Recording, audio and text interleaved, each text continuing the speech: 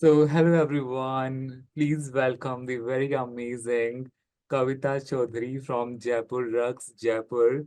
And I'm telling you, they are not only the one in Jaipur, they are one in the entire world. They have spreaded their branches all over the world. They don't just create rugs, they are also supporting artisans. They are supporting various kind of techniques and a lot of sustainability, and their product has a variety, and how they are creating in Jaipur and giving it to people, helping a lot of artisans and making this world a better and beautiful place. Please welcome Ms. Kavita Chaudhary. Hello, Kavita. How are you doing? I'm great. How are you? I am doing good. So nice to see you. Shall we start? हाँ जी, let's start. Present. आप Uh, अपने बारे में आप बता सकते हो? Okay, हाँ आप, yes. Hello, everyone. Very happy to be with all of you today. And I really want to take a moment to congratulate Arts College for holding such seminars for their students. I think it's really meaningful to have institutions and organizations to share real learnings and bring them to students so that they can take it forward to their careers. So congratulations and thank you so much for having us. Um, so today I'm going to talk about Imperfect Perfect. And as I was thinking about this topic for all of you at Arts Academy, I realized that all the work throughout my life has pretty much been around this theme of imperfections of situations in personal life and imperfections of situations in the industry, imperfections in the design scenario. And I want to share that journey and how we converted them into perfection. So by perfection, I mean, in a positive, Yeah. in a positive light. Yeah. So, so I'll start. So I was the first. I was the third. I was the third Kid in the uh, child of my parents, and so we are a Marwari family from Rajasthan and Churu. And if some of you might know this region, it's a very traditional society where I come from. So back in the days, some 30, 40 years ago, um, when I was a third girl child, you can imagine what the situation was like for my mother. Nobody even came to visit my mom in the hospital to congratulate her on my birth. So the situation was, I always felt like this unwanted child in my society. so right. So that is an imperfect situation how I was born, and being in front of you today is a whole different scenario. Yes. And secondly, even so my father started about 45 years ago with carpets, and again the situations he faced in his life are all imperfect to start with. um, and I myself, because of the imperfect situation, I myself never wanted to join the carpet industry. So to give you a couple of examples, that's all my siblings, three older sisters and two younger brothers. Yes. Um, so when I was young, there were these old traditional carpets that my father used to produce, and there was a trend some 20 years ago of these antique rugs, and there were all these brown colors and dark, heavy patterns. So this is not a perfect photo to Yeah. show that. And I went to design college in the US. So first I tried some interior design classes, and later I tried some illustration classes. I wasn't sure what I wanted to do in my life. And finally, I tried some fashion classes. And it was during the fashion classes that I realized that in New York, we used to go to the fabric houses to shop for the fabrics to, use for our garments when I was at FIT and Parsons. So it was during this time that I realized I just love the textiles. I just love the weaves, the different prints, the different colors, and uh, all the world of fabric was really fascinating to me. And that's when I thought maybe I should study textile design. So I changed my program into textile design program in Chicago. Mhm. Uh, and at that time, we used to have these weaving classes and screen printing classes. And that's when I realized that wow, my family is in the textile industry. Until for all this time, I never could relate with my industry in that particular way. But having gone around the world, I could discover. Joined the family business. This is an example of a carpet before I joined the business. They were very traditional patterns with all these colors. and we used to go around getting feedback from our artisans. So they would call me Didi, and they would always say that, Didi, like this particular design probably has 22 colors, So for an artisan to weave so many colors in a very fine construction, it was very tedious. So the feedback they always gave me was, Didi, whatever you need designs you make, you can make the design as difficult as you want, but can you please reduce the colors for us? You know, so that was always a request to me, and I was still learning about carpets and learning about designs. So with the first collection I designed after that, you can notice the intricacy in the pattern here This is for the carpet. weavers. Yeah. So Wow. it's a whole collection. Yeah, but this is one of the carpets. Yes, that was So part beautiful. of this collection. So for Jaipur, it was a big shift from traditional carpets into these modern carpets. So student, this that you saw on screen, that was the carpet. It wasn't a wall, it was a carpet. Yes. Wow. And you can see that same carpet here with all the weavers with their hands on. Really happy about the new shift that they saw. But when we designed this collection, a new challenge came up when we got the feedback from the weaver, like a new imperfection showed up. And they were like, Didi, we don't like these colors. They are so gray. Like now most of my weavers are in Rajasthan, UP, Gujarat, and you can understand how lively the Yeah. communities are in rural India. People love color and vibrancy. So that was always a big complaint again every time I went back to the village that, okay, you've resolved the problem for, all these extreme number of colors, but what about, can we weave some colors that we also enjoy weaving, like, of course, the Western countries, when we worked, they always wanted these gray colors and these tonal beige colors and, blue colors. But I will show you later on how we resolved that color problem in other collections going forward. And this is during some of, we have a very powerful program in our foundation called the uh, where the weavers are able to come back. They are weaving in the villages, but this program brings them back to Jaipur. So they come for 2 or 3 days, and they spend a whole bunch of time with us. And for the first time, they really understand Yes. uh, who they are as a community, what their work means to this industry, and how what is the beauty of the rugs that they produce. So So it's during one of those meetings, and also, when we held these programs, it was the first time we realized that the weavers who were weaving for 10 years, 15 years, 20 years, sometimes they hadn't even seen the finished carpet, you know. And even as an industry, we had no idea that that was a big gap in the industry. But when such programs were designed by the foundation, and these weavers had a first-hand idea to come into the showroom, have a look, and understand the design process, it opened up their eyes and it dignified them to another Yes. level. And this is another collection I designed after some time called Project Error. And the story is, so I would like you to understand why I even designed this collection in the first place. So, like I mentioned briefly, how my father was very manipulated by these customers at that time. So it would make me very angry to see that they were just very selfish in their orientation of shopping for carpets.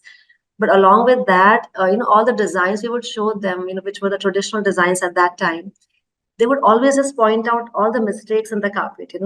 They would say how the medallion is not perfect, how the colors are not right, this line is not straight. So I always thought, is it an art that they are looking at, or is it like some mathematical equation that they are looking at and trying to find these faults? Because for me they were always so beautiful. And it is again out of this anger and this thing that they were so literal in their approach to looking at art that I designed this collection as, and I thought, let me show you what the beauty in error looks like, you know. Yeah. So this particular design was inspired by screen printing, like you saw me in the earlier photos. So we used to screen print, and so when it's a messy print on the fabric, when it's not a perfect print, this is how uh, an error can look like. This Yes. is another design. I was very inspired by, block printing as an art. Yes. So block printing is also a very human art, just like carpets, where humans are involved, like directly in the making without machines. So when you look at, so when you print by hand and as a human being, you can have different pressures when Yes. you're printing by hand. And sometimes if you are very happy, you might have a certain stroke. If you're maybe a little upset, you might have a different stroke. So, it becomes a rejection in the industry if there's a different pressure in the fabric, right? So Yeah. here in this pattern, you can see that there's imperfection in the printing thing, but we still want to show how beautiful it is. Yeah. And and this was a very brand changing and company changing design that was developed in the Project Error series. So in one of our collections, Manchaha, which I will mention uh, in more detail after some time, but you can see the original Manchaha on the left hand side. So the weavers were designing these carpets freely themselves. And you can see that at the bottom of the carpet, there are three panels. So three weavers were not getting along with each other. And they're from different villages, they're not talking to one another, and they just they don't care what the other person is doing. They are doing their own little thing in the carpet, so sort of misaligned with one another.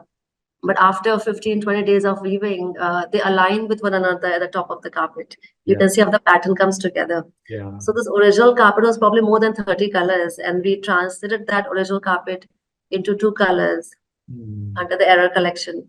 And at that time it won the German Design Award. And it's so And beautiful how it's imperfect but still very beautiful.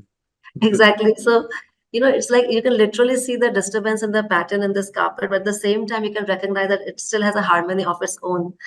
um, and when this pattern came about in 2016, I think the whole world was copying this concept. Like we saw it in fashion, in textiles, in art. But we were very happy that there was a new trend we had triggered in the market, which of imperfection, and how until that time the carpet industry was quite regulated with its patents.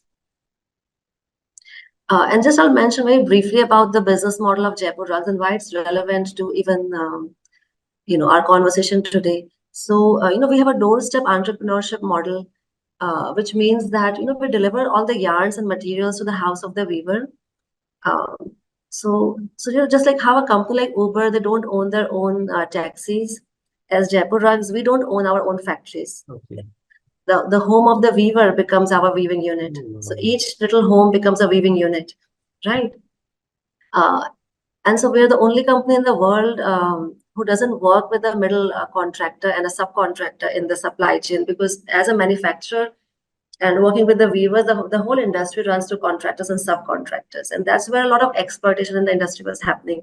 Because by the time the payment made it to the weaver, it was a lot of chains the money went through. And, always people wanted to exploit that and take advantage of that. And, because of our direct supply chain, we have a huge trust within our network. People are dealt with a lot of dignity and pride and humility. And this is a map of India that shows the regions where we work primarily in these 5 states in India: Gujarat, Rajasthan, Uttar Pradesh, Bihar, and Jharkhand. And interestingly, 80% of our network, in fact, 85% of the network is women based. And that is also because we encouraged always women to join the business early on. When my father started, he noticed that when the men were working with him, and then slowly the women joined, and he saw a whole difference in how the women worked. He saw that they were far more sincere than the men in their weaving. And not just that, even the money that they earned from the carpets, the way they spent the money was quite different than how the men spent it. yeah. Yeah. Because a lot of the men, they wanted to do gambling, a lot of them wanted to spend it on alcohol, but the women was very sure that she wanted to get better food for her children. She wanted to get better education for her child and better clothes for her household. Wow. And the network always worked in the deepest interiors of India, because wherever in the larger cities and towns, there are a lot of industries and opportunities for people to work with. But as soon as you start going to rural India, the opportunities decline. A lot of the areas are very arid. You don't even have the source of farming as a source of livelihood. So it becomes very difficult for the local regional people to find ways of having a good meaningful life where they can earn a decent living. So as Jaipurists, we do take a lot of pride in going to the most remote places within Rajasthan and these different locations. So the photo earlier, like this one, was in Rajasthan, where all our yarn is made in the Bikaner arid regions. And it's more than a network of 6,000 women who just make the yarn by hand on the charkha. And even until now, 70% of Jaipur's production is handmade yarn.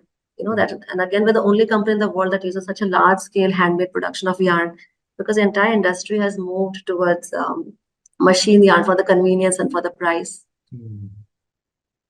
And these are women from tribal belts in Gujarat, who that's an entirely different community in the very forest.